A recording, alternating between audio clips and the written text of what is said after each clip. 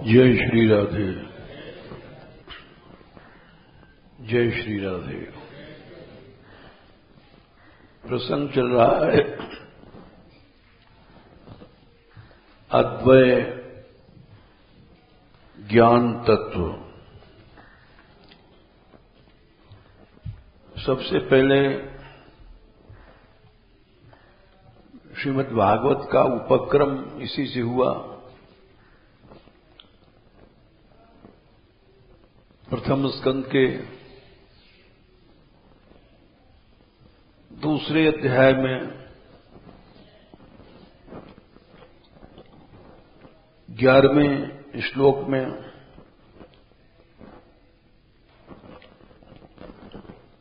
यही बात कही गई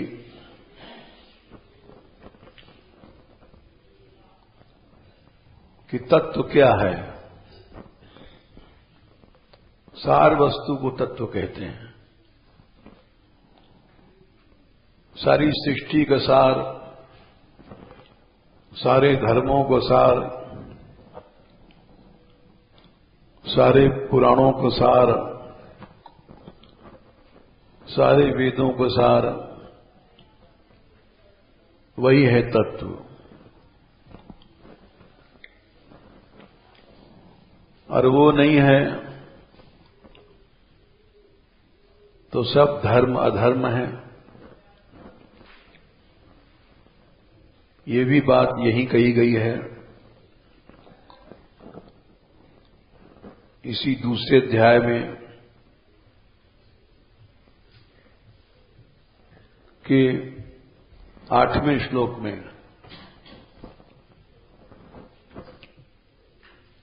कितना भी धर्म का अनुष्ठान कर लो, धर्मः स्वनिष्ठितः पुंसाम विश्वक्सेन कथासूय। धर्म कहते हैं धार्यते इति धर्म, जिसको धारण किया जाता है। लोक को धारण किया गया लौकिक धर्म, परलोक को धारण किया पारलौकिक धर्म, जिसको श्रेय कहते हैं। लोक को धारण करने से प्रेय मिलता है। जो चीजें संसार की प्रिय लगती हैं, संसार प्रिय है तो प्रेय बोला जाता है। श्रेयश्च प्रेयश्च मुनिष मेतस, उपनिषदों में सबसे पहले कहा गया संसार में दो चीजें हैं, श्रेय और प्रेय। श्रेयो ही धीरो धीरो अभिप्रेयसो वृणीते। जो धीर पुरुष हैं वो श्रेय का वर्ण करते हैं। श्रेयो ही धीरो ही नचिकेता ने कहा था कठोपनिषद में। प्रेय की भीड़ लगा दिया धर्मराज ने। स्वर्ग ले लो, स्वर्ग का राज्य ले लो, अप्सराएं ले लो, ये सब दिव्य प्रेय है। भगवान ने भी कहा है गीता कि ये प्रेयों में स्वर्ग सबसे उत्तम है और एक तरह से इसको दिव्य कहा गया। 9/20 त्रैविद्या माम सोमपा पूत पापा यज्ञैरिष्ट्वा स्वर्गतिम प्रार्थयन्ते ते पुण्यमासाद्य सुरेंद्र लोकम अश्नन्ति दिव्यान दिव्य देव भोगान। संसार के जितने भोग हैं वो दिव्य नहीं है। दिव्य केवल स्वर्ग में है। वो उत्तम प्रिय है। वहां का भोजन अमृत है। अश्नंती, अमृत खाते पीते हैं। इंद्रिय शक्ति क्षीण नहीं होती है। भोग शक्ति बनी रहती है जब तक वहां हैं। मनुष्य अजर है, अमर है। अजर माने बुढ़ा नहीं होगा। अमर माने जैसे मर जाते हैं यहां, वहां नहीं है। लेकिन समय पर्यंत ही अजर अमरता रहती है, अनंत काल तक नहीं रहती।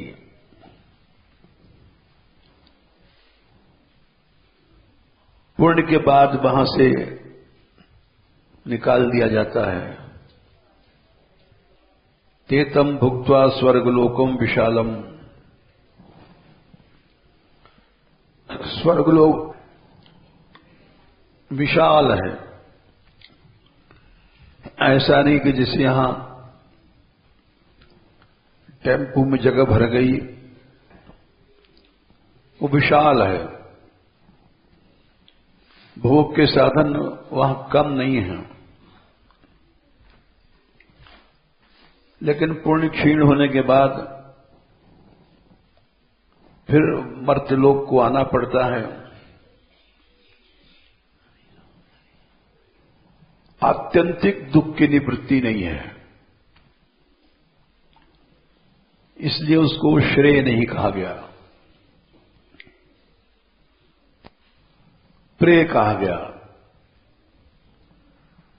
तो नचिकेता ने कहा, प्रेय चाहे कितना भी तुम तारीफ करो, हम प्रेय नहीं लेंगे। क्योंकि शो अभावा मर्त्यस्य दंतकैतत् सर्वेन्द्रियाणाम जरयन्ति तेजः अपि सर्वं जीवितम अल्पमेव तवैवाहास्तव नृत्य गीते। ये जो अप्सराएं नाच रही हैं, गा रही हैं, ये श्वः मन कल नहीं रहेंगी। एक कल पर्यंत तक, उसके बाद सब खत्म। जैसे सपना खत्म हो जाता है, वैसे स्वर्ग का सुख की ये जितना भोग है वो एक सपना है। यन्मैथुनादि गृह में थी सुखम ही तुच्छम। प्रहलाद जी ने कहा, जो नचिकेता ने कहा उसको हम भागवत से बता रहे हैं। नचिकेता ने उपनिषदों में कहा था, उपनिषद सब नहीं पढ़ सकते, कई कारणों से। एक तो अधिकार भी नहीं है, वहां की भाषा कठिन है, तो इसीलिए उसको भागवत में भी कहा गया। नचिकेता ने कहा था, प्रेय कितना भी अच्छा है, तुम उसको दिव्य बता रहे हो, लेकिन कल वो नहीं रहेगा। अनंत काल तक जो चीज नष्ट न हो वो हमको दो। स्वभावा मर्त्यस्य यतंतक स्व अभाया स्व अभाव येषाम स्वभावा। जो कल नहीं रहेगा उसका क्या लेना। ये ठीक है कि यहां बहुत थोड़ी समय के मनुष्य भोग मिलता है। किसी की विवाह हुआ, स्त्री मिली, 50 की उम्र है, ज्यादा से ज्यादा जवानी तो थोड़े दिन रहती है, उसके बाद सब मिट्टी। और उस बीच में भी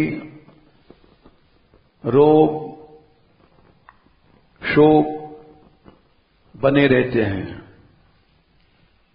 ऐसा नहीं कि 100 साल तक हम लोग निरोग रहें,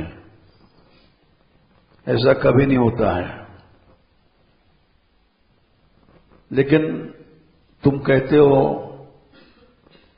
कि स्वर्ग में एक कल्प तक बहुत समय है, फिर उसके बाद एक कल के बाद श्वः कल, यानी एक कल के बाद जो कल आएगा उसमें ये भोग नहीं रहेंगे।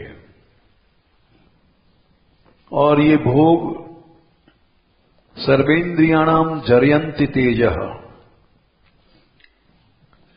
सभी इंद्रियों के तेज को जला देते हैं। आंख, नाक, कान, हाथ, पांव, ये सब बुढ़ापे में फेल हो जाता है। किसी भी बुढ़े को देख करके मनुष्य ज्ञान ले सकता है कि भोग का यही परिणाम है।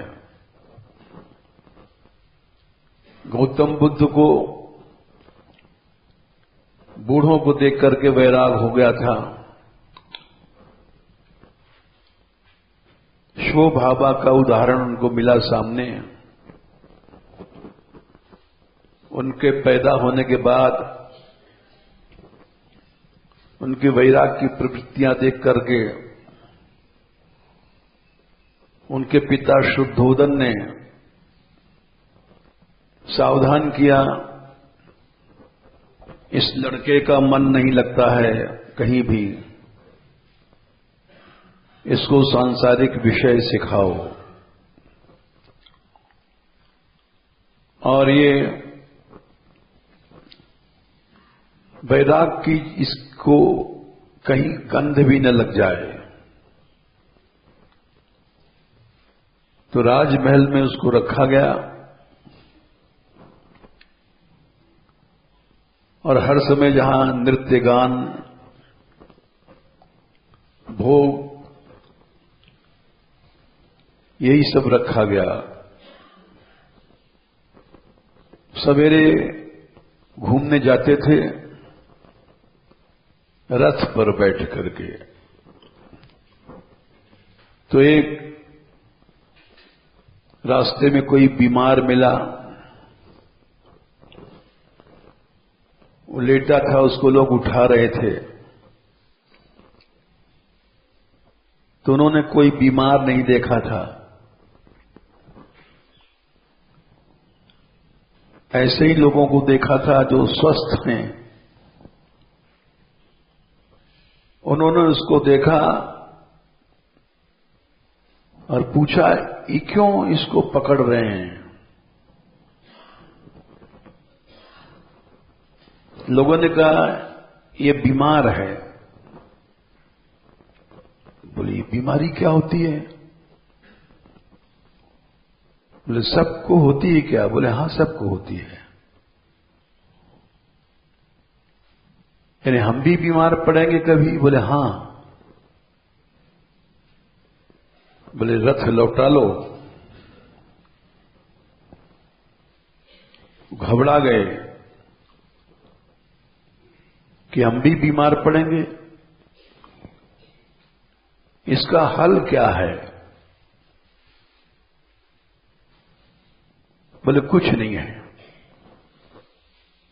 ये प्रकृति का नियम है। शो अभावा सर्वेन्द्रियाणाम जरयन्ति तेजः। भोग से इंद्रियों का तेज जल जाता है। अच्छा, हाँ। फिर आगे लौट आए। कुछ दिन बाद बोले अब चलो घूमने चलेंगे।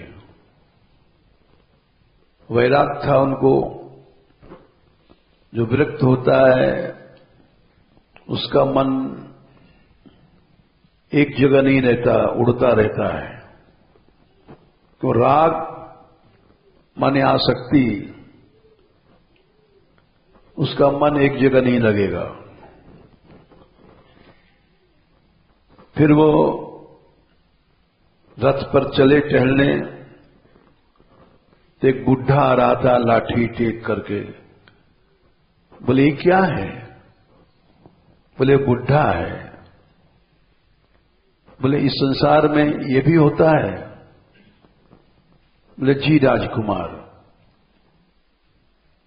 बोले सबको बूढ़ा पड़ना होना पड़ता है? बोले इस संसार में हर मनुष्य को बुढ़ापा आता है। बोले वापस चलो, ऐसे संसार में रहने से क्या फायदा जिसमें बीमारी आएगी। पहले दिन देखा था, फिर बुढ़ापा आया, इसका कोई उपाय? बोले इसका उपाय कुछ नहीं है, वापस चलो। लौट आए।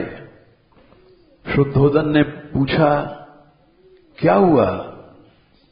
बोले राजकुमार ने एक बूढ़ा देखा और बोले लौट चलो। बोले हर आदमी को बूढ़ा होना पड़ेगा? हां। बोले इसका उपाय? इसका उपाय कुछ नहीं है। फिर कुछ दिन बाद बोले चलो घूमने चलते हैं। उस दिन कोई मर गया था, उसको लोग विमान पर ले जा रहे थे राम राम सत्य करते हुए। बोले क्या है? बोले राजकुमार ये मर गया है। मरना क्या होता है? ये नहीं बोलता है, अब ये कभी नहीं बोलेगा। ये खड़ा नहीं होगा, अब कभी नहीं खड़ा होगा। बैठेगा नहीं, कभी नहीं बैठेगा। उसी को मरना कहते हैं। बोले इसका उपाय है? इसका उपाय कुछ नहीं है। तो चलो, ऐसे संसार में रहने से क्या फायदा जहां रोग होगा, बुढ़ापा आएगा और एक दिन मरना पड़ेगा। शुद्धोदन ने पूछा क्या हुआ? बोले आज एक मुर्दा देख करके इनको वैराग हो गया। ये कह रहे हैं कि इस जन्म मृत्यु से कैसे छूटा जाए। तब तक उनकी स्त्री का नाम था यशोधरा। सबसे राज्य की सुंदर स्त्री से विवाह किया गया था और एक बच्चा पैदा हुआ था राहुल। वो भीतर गए, नींद नहीं आई। यशोधरा समझ गई कि इनको वैराग है, इनका रुकना मुश्किल है। वो रात को उठे चले गए चुपचाप। राहुल को यशोधरा को छोड़ करके चलते चले गए। बोध गया है बिहार में, उस पेड़ के नीचे बैठ गए।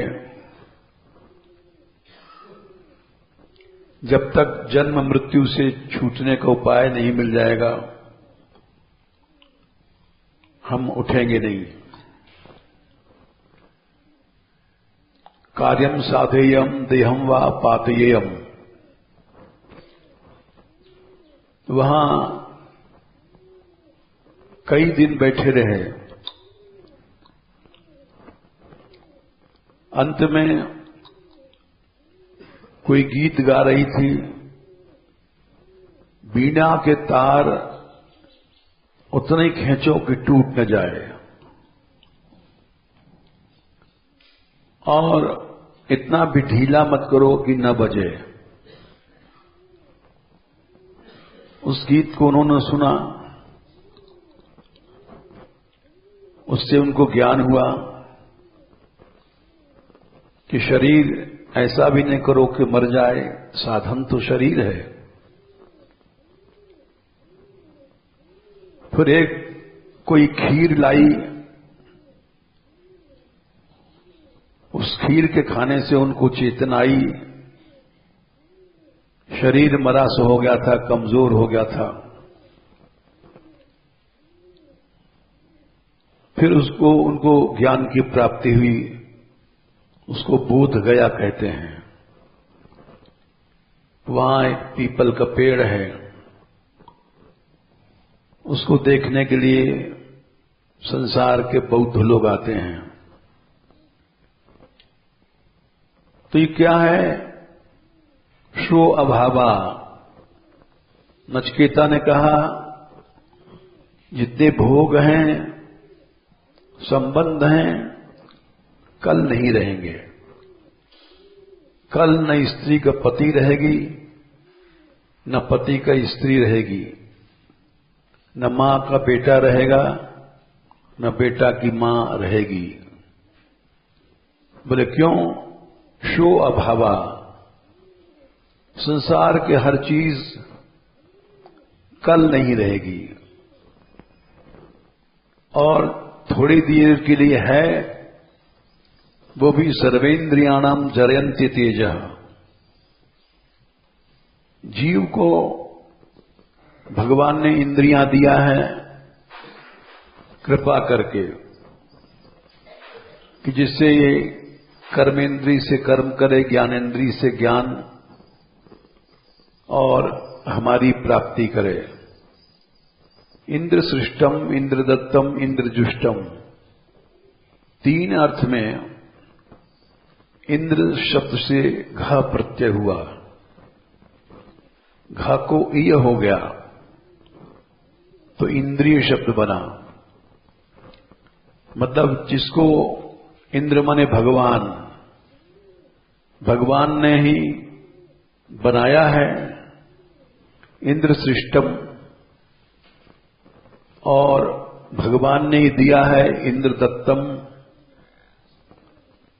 और भगवान ही शक्ति रूप से इस इंद्रियों में काम करते हैं। इंद्र जुष्टम, जुषी प्रीति से बनेयो धातु से अक्ता प्रत्यय करके जुष्ट शब्द बना है। यानी भगवान ही आंखों में बैठे हैं, देख रहे हैं, उन्हीं की शक्ति। भगवान ही हाथों में बैठे काम कर रहे हैं, भगवान ही पांवों बैठे चल रहे हैं। सब कर परम प्रकाशक जोई, राम अनादि अवध पर प्रतपति सोई। तमेव भान्तम अनुभान्ति सर्वे, तस्य भाषा सर्वमिदं विभाति।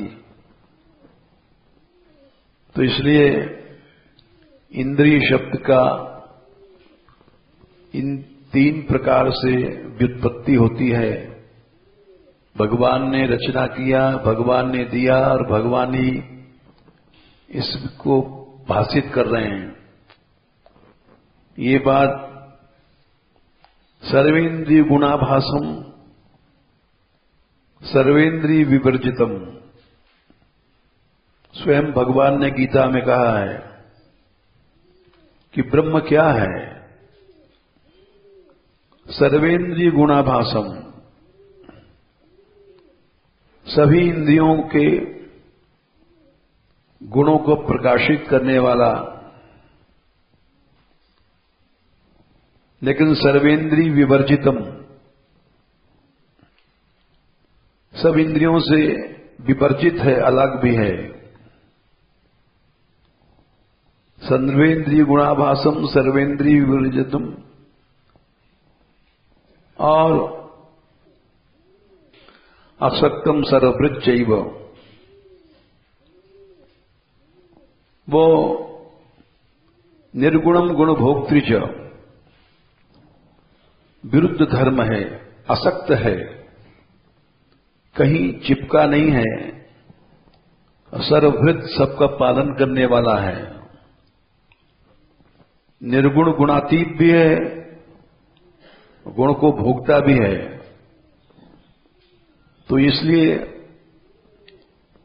स्वभावा सर्वेन्द्रियाणाम जरयन्ति तेजः, ये भोग सभी इंद्रियों में जो भगवान की शक्ति है, तेज है, उसको जला देता है। तो भोग भोगने से मनुष्य अपनी शक्ति को नष्ट करके अपना नाश करता है। नचिकेता ने कहा कि मैं इन भोगों को नहीं लूंगा। स्वभावा मर्त्यस्य दंत कैतत् सर्वेन्द्रियाणाम जरयन्ति तेजः अपि सर्वम जीवितम अल्पमेव। तुम कहते हो एक कल्प तक, ये सब एक कल्प की आयु भी थोड़ी है, एक बूंद भी है, उसके बाद क्या होगा? तवैव वाहास तव नृत्य गीते, ये सब बंद कर दो, अप्सराओं का नाचना गाना, ये हमको नहीं चाहिए।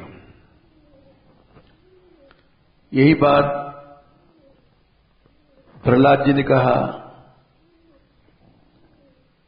यन मैथुनादि गृह में दि सुखम ही तुच्छम, 7वें स्कंद में 9वें अध्याय में ये श्लोक आता है कि हे नरहरे, जो संसार में मैथुन है, गृह मेधी, मेत्री संगमे, स्त्री संगम को सुख है, वो अत्यंत तुच्छ है। यन मैथुनादि गृह मेधि शुभम ही तुच्छम, 7:9:45, वो सुख नहीं है, वो तुच्छ माने अत्यधिक नीच है।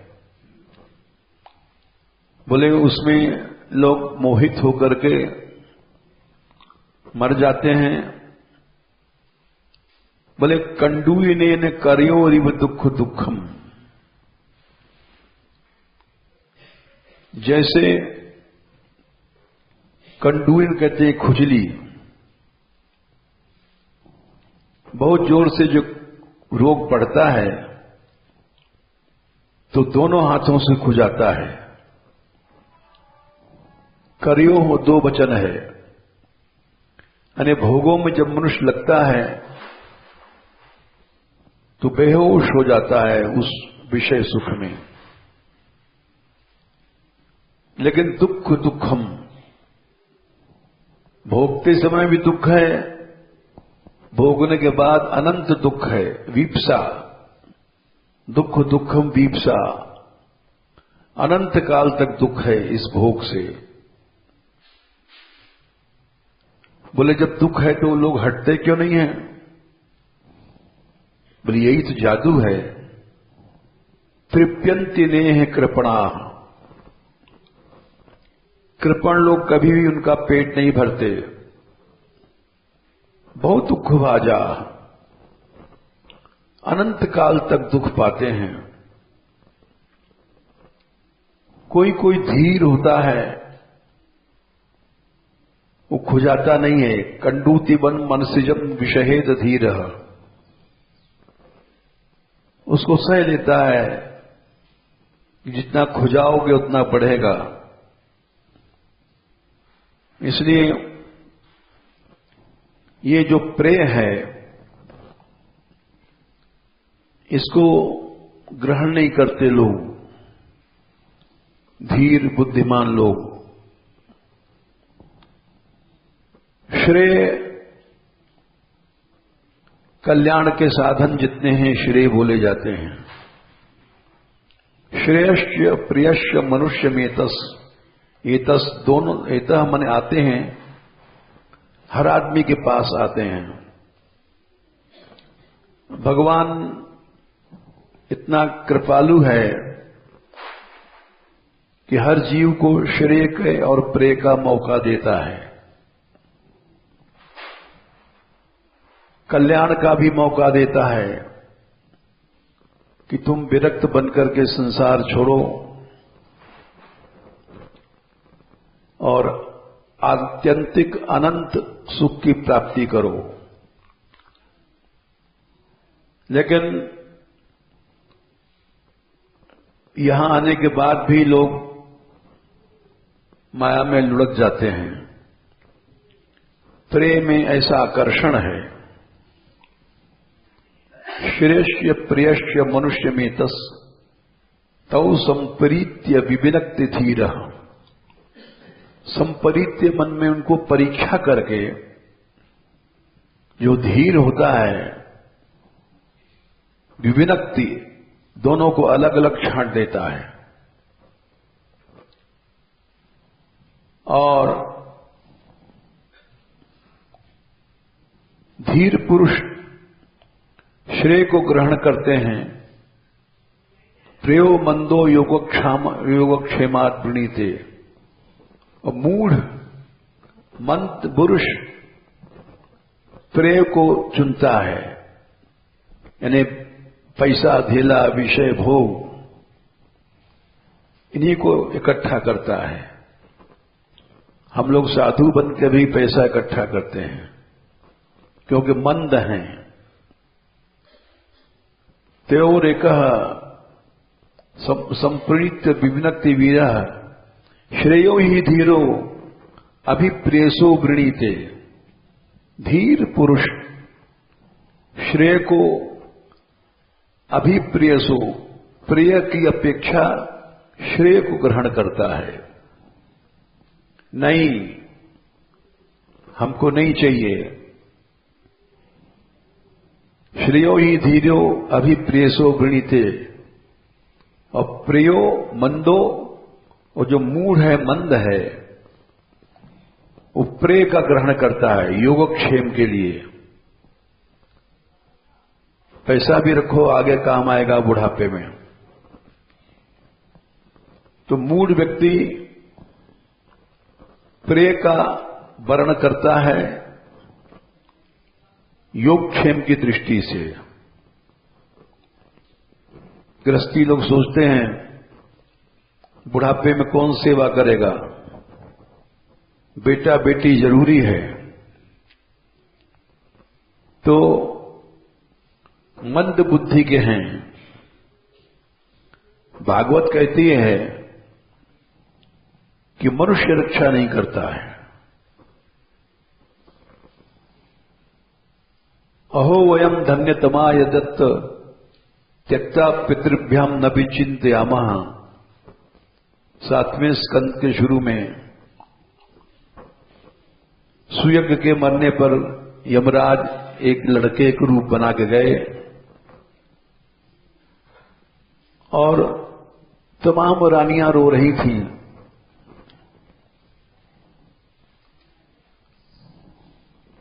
उनका करुण क्रंदन सुनकर के उस लड़के ने ज्ञान दिया कि हम धन्यतम हैं। देखो, हम छोटे से हैं, मां बाप ने छोड़ दिया। त्यक्ता पितृभ्याम न विचिंत्यामः। और हमको चिंता नहीं है। इस जंगल में भी भगवान रक्षा कर रहा है। अभक्ष्यमाणा अबला प्रकादिभिः, वृक, भेड़िए, शेर, चीते आदि वही बचा रहा है। बोले बचाने वाला एक ही है। सरक्षिता रक्षति यो ही गर्भे। ये एक अमर वाक्य है श्रीमद् भागवत पढ़ने वालों का। रक्षक कौन है? जो गर्भ में रक्षा करता है। काल कोठरी है गर्भाशय। गर्भ में जाने कितने बच्चे मर जाते हैं। जिसको भगवान बचाता है उस काल कोठरी से निकलता है, बाहर आता है और फिर पालन पोषण से बड़ा होता है, फिर भोग में घुस जाता है। तो इसलिए रक्षक कौन है? रक्षिता रक्षति यो ही गर्भे। जिसने गर्भ में रक्षा किया था। इसलिए मूर्ख आदमी समझता है कि बुढ़ापा में बेटा बेटी सेवा करेंगे, रक्षा करेंगे, साथ देंगे, उसके बाद क्या होगा? उसके बाद कुछ नहीं होगा। तुम मरोगे, फिर काल कोठरी में घुसोगे गर्भ में। वही रक्षक है जो भगवान है। सरक्षिता रक्षति यो ही गर्भे। जिसने गर्भ में रक्षा किया था वो वही सदा रक्षा करता है। मनुष्य मूढ़ है।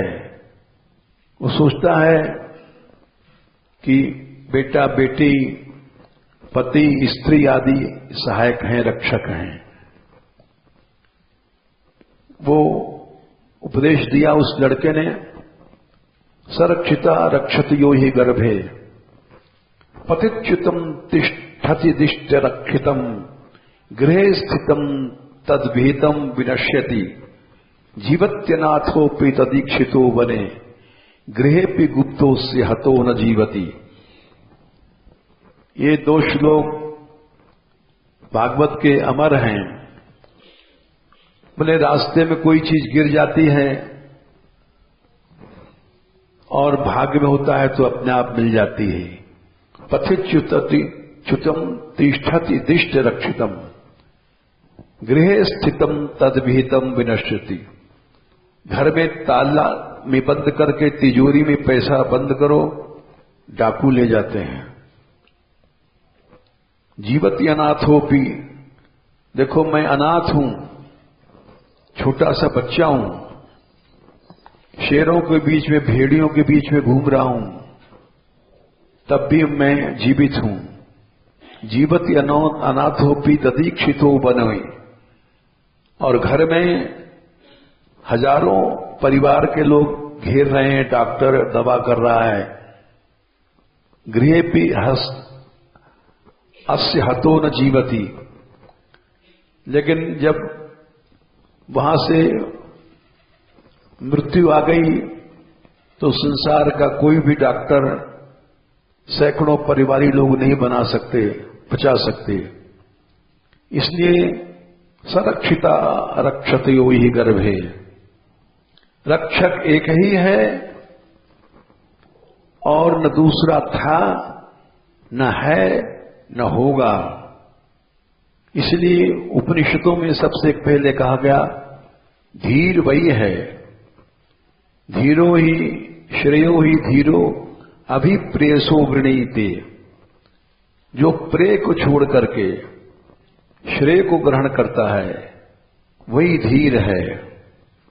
और प्रियो मंदो मूढ़ पुरुष प्रेय का ग्रहण करते हैं योगक्षेम की दृष्टि से कि हमारी सेवा कौन करेगा, बेटा बेटी ही तो करेंगे, ये मूढ़ लोग हैं, जीवाश्रय करते हैं। धीर पुरुष लोग उस अद्वैत तत्व की उपासना करते हैं जिसका प्रकरण चल रहा है। भागवत में एक और अच्छी बात कही गई है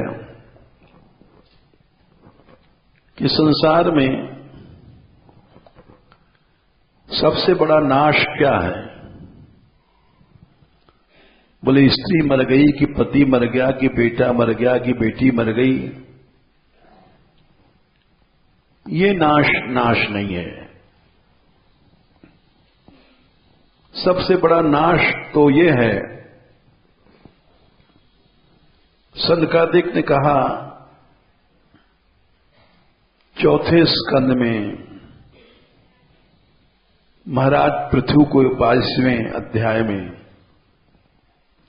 4:22-32 नातः परतरो लोके पुंसा स्वार्थे प्रतिक्रमा। पुरुष का इससे ज्यादा नुकसान और कुछ नहीं हो सकता।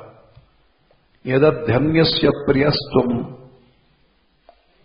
जो संसार में प्रियता हो जाती है, जैसे हम लोग लड्डू पेड़ा ये सब अच्छा लगता है, इंद्रियों के भोग अच्छे लगते हैं, अध्यास से, देहाध्यास से, इंद्रियाध्यास से, अंतःकरणाध्यास से। यह अध्यास क्या है? अधिक उसको आरोपित कर लेना अध्यास है। जैसे ये शरीर हम नहीं हैं, लेकिन शरीर को अपना स्वरूप समझ गए, ये अध्यास है। ज्यादा समझ गए तुम। शुद्ध स्वरूप तो तुम्हारा आत्मा है। इंद्रियों का अध्यास होता इंद्रियाध्यास, देह का अध्यास देहाध्यास, अंतःकरण का अध्यास अंतःकरणाध्यास। इस अध्यास से ये सब चीजें प्रिय लगती हैं। संसार यदध्यन्यस्य प्रियस्त्वम, ये हमने मीठापन का अभ्यास किया है। आत्मना स्वव्यतिक्रमात्, ये अपने ही कर्मों का फल है कि विषय हमको अच्छा लगता है। लड्डू अच्छा लगता है क्योंकि पहले लड्डू खाया है। कचौड़ी अच्छी लगती, कचौड़ी का अभ्यास किया है। लोगों को अलग अलग अभ्यास होता है। किसी को फूल गोभी के साग अच्छा लगता है, किसी को बैंगन अच्छा लगता है। ये सब क्या है? अभ्यास है, अध्यास का अभ्यास है। और उस अभ्यास को उसने जानबूझ करके किया है। तो आत्मना स्व व्यतिक्रमण, जो व्यतिक्रम किया, इसका दंड है कि पति ने बैंगन ला के दिया तो स्त्री ने फेंक दिया। बैंगन क्यों लाए हो? फूल गोभी कहा था, ये हम नहीं खाएंगे। तो ये क्या है? स्व व्यतिक्रम है। अपने व्यतिक्रम से विषय हमको अच्छे लगते हैं। इससे ज्यादा संसार में नुकसान कुछ नहीं है। नातः परतरो लोके, संसार अच्छा लगता है। ये क्यों अच्छा लगता है? ये व्यतिक्रम है हमारा। इस व्यतिक्रम को जब तक छोड़ेगा नहीं मनुष्य, कंडूतिबन मनुष्यजम विषयित धीरः। प्रहलाद जी ने कहा, जैसे खुजली को खुजाते जाओगे वो बढ़ती जाएगी, उसको खुजाना बंद करो, धीर बन जाओ, वो रोग अपने आप खत्म हो जाएगा। यही एकमात्र उपाय है। तो अद्वय जो ज्ञान तत्व है वही एकमात्र जीव को पा लेना चाहिए। अद्वय ज्ञान तत्व का आविर्भाव 3 रूप में होता है। ब्रह्म, परमात्मा, भगवान, 1, 2, 11 इसी को बार बार कहा गया। 1, 2, 32 में भी यही कहा गया। एतत् संसूचितम ब्रह्मन् स्थापत्रय चिकित्सितम यदीश्वरीय भगवती कर्म ब्रह्मणि भावितम। ईश्वर, भगवान और ब्रह्म इसी के नाम हैं ब्रह्म, परमात्मा, भगवान। ये अद्वय ज्ञान तत्व ही 3 रूप में आता है। इसका आविर्भाव या प्राकट्य 3 रूप में होता है। यही 5वें स्कंद में भी कहा गया है। 5, 12, 11 कई जगह कहा गया। ज्ञानम विशुद्धम परमार्थमेकम अनंतरम स्वबहिर्ब्रह्म सत्यम प्रत्यक प्रशांतम भगवत शब्द संगम यद वासुदेवम कवयो वदंती। उसी को ब्रह्म, उसी को वासुदेव और प्रत्यक प्रशांत वही अंतर्यामी परमात्मा, ये 3 रूप से उसका आविर्भाव होता है। इन तीनों में किसी एक की प्राप्ति हो जाएगी। 1, 5, 32 में हमारे सारे कर्म ईश्वर में या भगवान में या ब्रह्म में समर्पित हो जाएं, बस यही चिकित्सा है, भवरोग का इलाज है, और नहीं तो इलाज विलाज कुछ नहीं है। इसी बात को सबई पुंसाम परो धर्मो, सबसे बड़ा धर्म यही है, यतो भक्ति रथोक्षजे, कि भगवान में भक्ति हो जाए।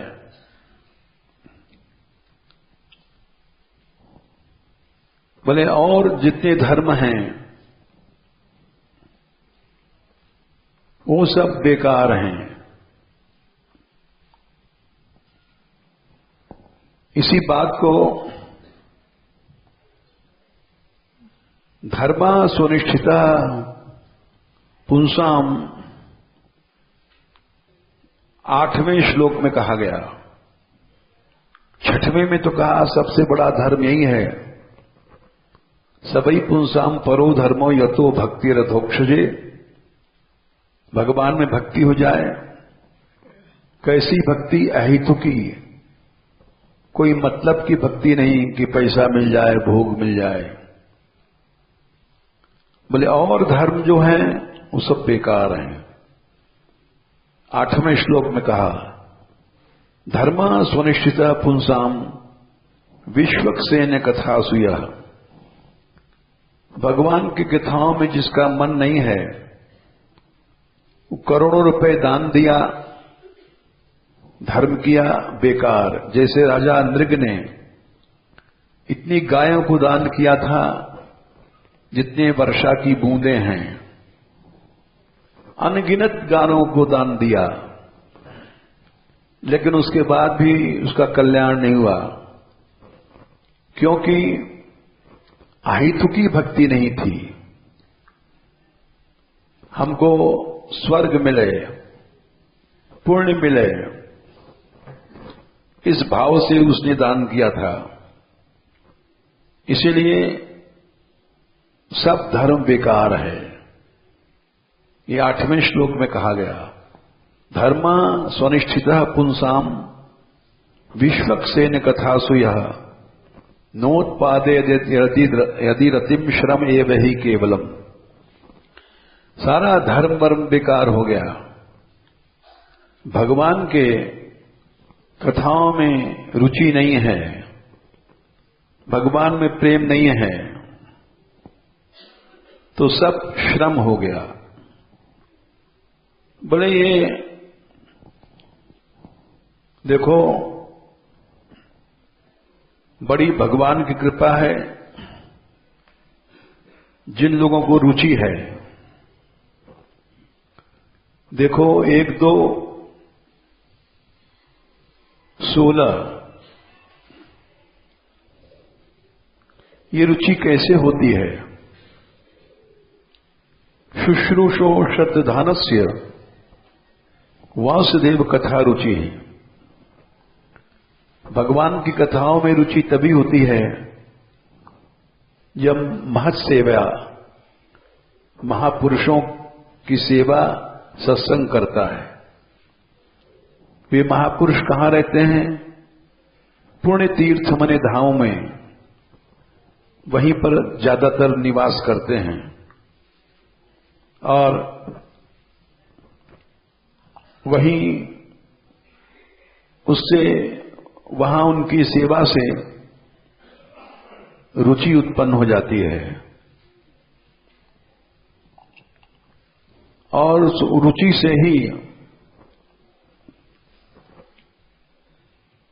सब अभद्र नष्ट हो जाते हैं। योग आदि साधनों से नष्ट नहीं होते। लोग समझ नहीं पाते। भगवान का इत्थम भूत गुणो हरि,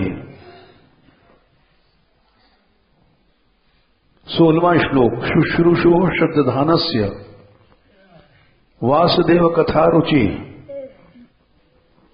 भगवान में रुचि हो जाएगी।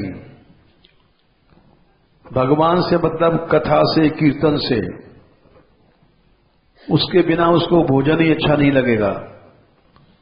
भगवान में रुचि होने के मतलब अपने आप सब भोग समाप्त, संसार समाप्त। क्यों? कि भगवान में जब रुचि हो जाएगी तो निरंतर भगवान का कीर्तन कथा सुनेगा। तो इस माया को भगवान ही कान में घुस के हटाते हैं। जीव की सामर्थ्य नहीं है माया को हटा दे। श्रृणताम स्वतः कथाम कृष्ण पुण्य श्रवण कीर्तन हृदयंतस्थो यभद्राणी विधुनोति सुरिसदाम। भगवान स्वयं आकर के हृदय को, अभद्रों को, अनर्थों को हटाते हैं, तब भक्ति मिलती है। भक्ति ऐसे थोड़ी मिल जाएगी जब तक अनर्थ हैं। अनर्थ माने कि अर्थ को हटा देंगे, भगवान को भगा देंगे, भक्ति को भगा देंगे।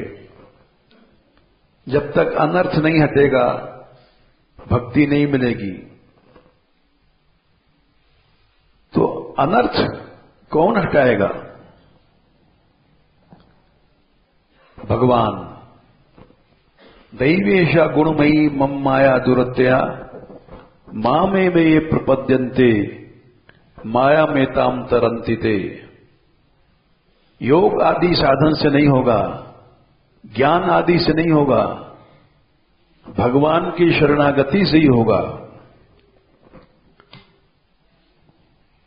इसी बात को यहां कहा गया सबसे पहले भागवत के, कि भगवान में रुचि नहीं है तो सब धर्म श्रम हो गए, मेहनत किया बेकार हो गया। वेदव्यास बन गए, कृष्ण गुण नहीं गाया तो चारों वेद पढ़ने के बाद भी सब मिट्टी में मिल गया, सब बातें। तो जिसको भगवान में रुचि हो गई है उसको सच्चा मनुष्य जीवन का लाभ मिल गया। क्योंकि भगवान आएंगे एक दिन उसके हृदय में, रुचि हो गई है तब। रुचि होने के मतलब होता है जो मोह राम लागते मीठे, बड़ा सुंदर पद है, किसी दिन फिर सुनाएंगे। भगवान में रुचि होने के मतलब अपने आप माया भाग जाएगी, भगाना नहीं पड़ेगा। और जिसको रुचि नहीं है उसके सब पुण्य सब बेकार गए। जैसे राजा नृग, लोग पूछते हैं इतनी गौदान के बाद भी उसको लाखों वर्ष, कहां सतयुग की बातें हैं और कहां द्वापर में करकैंटा गिरगिटान जिसको कहते हैं, क्यों बनना पड़ा? क्योंकि अहितुकी भक्ति नहीं थी, सात्विकी लक्ष्य था अपने परम गति का प्राप्त का। भगवान की प्रियता के लिए उसने ये सब नहीं किया था। पुंसो भवेद यदि संसरणापवर्गस, ब्रह्मा जी ने कहा है कि धर्म धर्म तब बनता है जब वो हर कर्म भगवान के लिए करता है। ये तीसरे स्कंद में 9वें अध्याय में पुंसाम अतो विविधि कर्मभिरध्वराद्ययी 13वां श्लोक है, 3-9-13। जो बहुत से कर्म करता है मनुष्य, अध्वर यज्ञ किया, दान, पृथ्वीदान, गोदान, अनेक दान दिया, उग्र तपस्या किया, व्रत किया, ब्रह्मचर्य नैष्ठिक ब्रह्मचारी बन गया, लेकिन आराधनम, भगवान की आराधना लक्ष्य नहीं है, तो उसका सब ब्रह्मचर्य वगैरह बेकार गया। एक सूरदास जी का पद है, वो फिर समय हो गया, बताएंगे किसी दिन।